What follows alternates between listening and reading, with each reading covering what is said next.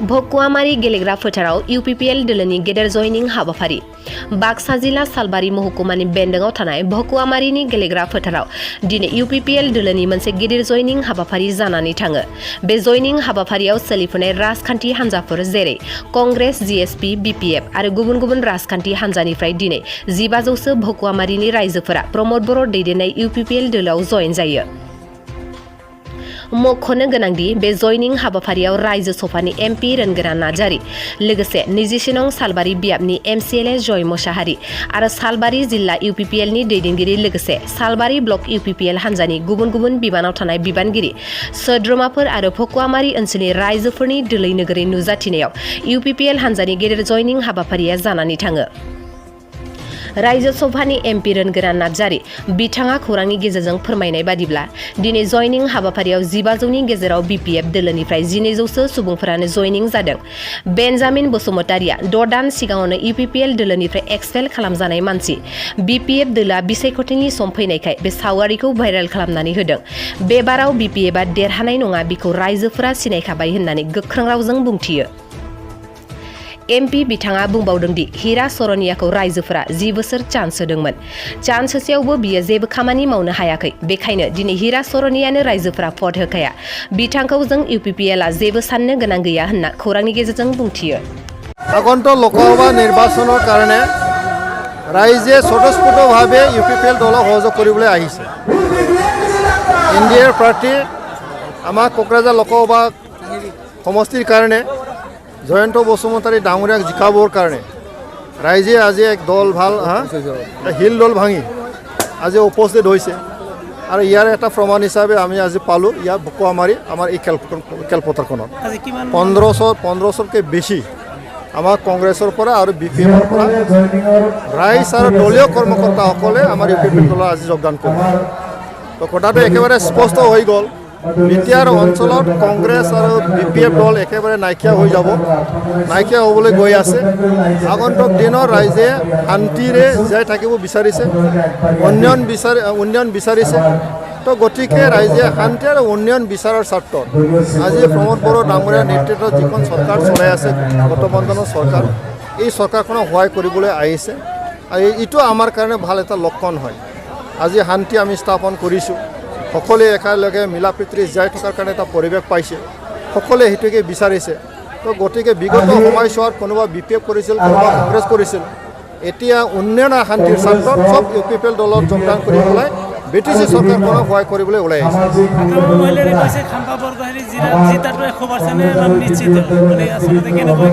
আমি কৈ আছোঁ কি আগ্ৰামা মহিলাৰ অৱস্থাটো কি আছে, আজিৰ তাৰিখত তেওঁলোকৰ অৱস্থাটো কি আছে। তেওঁলোকৰ 17টা জিকিছিল এমচিএলএ, চবটো পলাই এতিয়া 10জন আছে, চবটো গুচি গ'ল। আজি ৰাইজ ইয়াৰ চব বি.পি.এফ আৰু কংগ্ৰেছৰ হয়। 1500 ইয়াৰ ভিতৰত 1200 বি.পি.এফৰ ৰাইজ। এই বি.পি.এফৰ ৰাইজ আৰু দলৰ কৰ্মকৰ্তাসকলে আমাৰ ইউ.পি.পি.এল দলত যোগদান কৰে। ইয়াৰ অৰ্থটো কি আছে? তো গতিকে হাগ্ৰামা মহিলাৰী ডাঙৰীয়া তেখেতৰ সেই আগৰ 15 বছৰীয়া যিটো দাদাগিৰিৰ চৰকাৰ সেইটোকে ভাবি আছে, এই চিটুৱেশ্যনটো ভাবি আছে।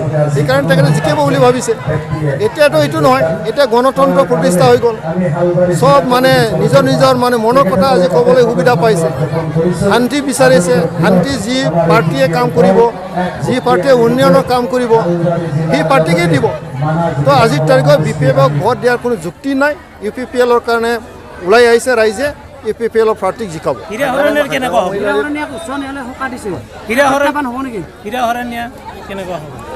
হীৰা শৰণীয়া ডাঙৰীয়া তেখেতৰ ৰাইজে তেখেতক মৰম কৰি পেলাই 10টা বছৰ সুবিধা কৰিলে, হয় না নহয়?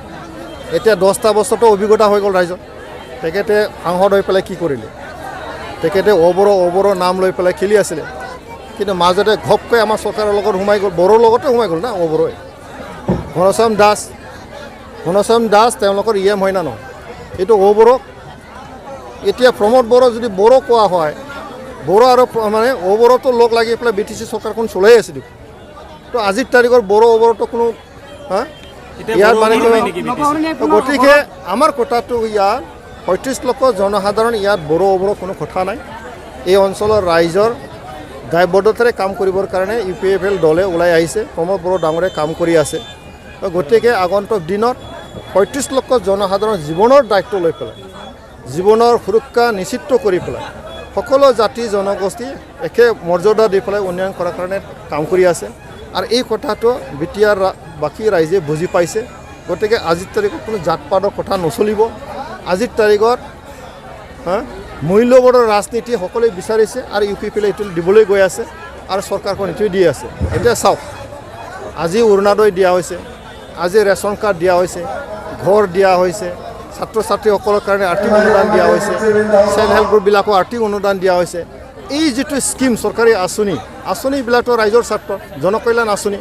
গতিকে এইটো স্পষ্টভাৱে ডাইৰেক্ট নিজৰ ঘৰত নিজৰ একাউণ্টত চব সোমাই যায়। আগৰ দৰে নহয়, ইয়াৰ কোনো দালালৰ কোনো বেপাৰ নাই। তো গতিকে এই কথাখিনি ৰাইজে বুজি পাইছে। গতিকে আজিৰ তাৰিখত বড়ো নহয় আৰু দাদাগিৰি ৰাজনীতি নহয়, এটা সুন্দৰ পৰিৱেশৰ মানুহে কাম কৰিবৰ কাৰণে চিন্তা কৰিছে।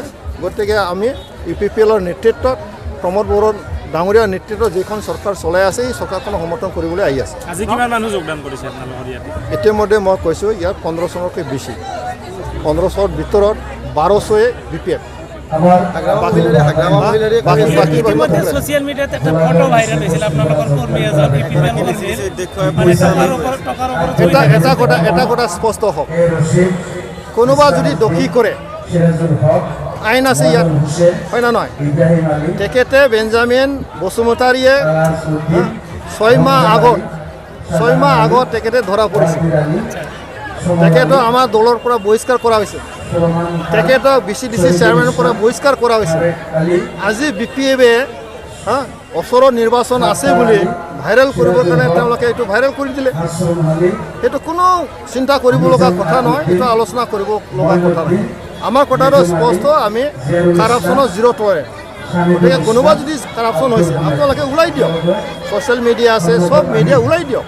কোনোবা আমাৰ মানে ইউ.পি.এফ.এল দলৰ কোনোবা সদস্যই, কোনোবা আমাৰ BCDC চেয়াৰমেনে হওক, মেম্বাৰে হওক, কোনোবা যদি দুৰ্নীতিৰ লগত যদি লিপ্ত হয়, সেই মানুহক কোনোবা যদি আমাক দেখাব পাৰে, দেন তেওঁলোকক আমাৰ দলৰ পৰা আমি বহিষ্কাৰ কৰা হ'ব আৰু তেওঁলোকৰ মানে মেম্বাৰে হওক, BCDC চেয়াৰমেনে হওক, এই দায়িত্বৰ পৰা তেওঁলোকক অব্যাহতি দিয়া হ'ব। গতিকে আমাৰ যিটো কথা জিৰ' টলাৰেঞ্চ, সেইটো এতিয়াও চলি আছে, চলি থাকিব। নৱহৰণীয়া দুটাকৈ সমষ্টি খেলাৰ কথা চিন্তা কৰিছে এইবাৰ। নৱহৰিয়াৰ কথাটো মই ক'ব নোৱাৰোঁ আৰু মই কথা মই ক'ব বিচৰা নাই। সি 2টা খেলক বা 3টা খেলক, ৰাইজে এতিয়া চব বুজি পাইছে। নৱহৰণীয়া মাজতে কেতিয়াবাকে কয় যে তেখেতে বাহিৰত খেলিব পাৰে বুলি, কেতিয়াবা ভিতৰত খেলিব, কেতিয়াবা বাহিৰত খেলিব বুলি তেখেতে কয়। গতিকে সমৰ্থন পাই আছে নেকি মনে মনে? কংগ্ৰেছ ইউ.ডি.এফৰ সমৰ্থন পাই আছে নেকি মনে মনে? কংগ্ৰেছ সমৰ্থন দিলে বা কি হ'ব? আজি কংগ্ৰেছ আছে জানো অসমত? ইউ.ডি.এফে সমৰ্থন কৰা বুলি খবৰ আছে। ইউ.ডি.এফে ইতিমধ্যে 3টা সমষ্টিত তেওঁলোকে খেলিব। তো গতিকে কোনোবা তেওঁলোকে সমৰ্থন পাওক বা নাপাওক, আমাৰ কথাটো হ'ল BTC অঞ্চলৰ ৰাইজে বেলেগ চিন্তা একোৱেই কৰা নাই। খালি এটাই মাত্ৰ চিন্তা কৰিছে, শান্তি আমি পাইছোঁ, আমি শান্তিৰে জীয়াই থাকিব বিচাৰোঁ, উন্নয়ন আমাক লাগে।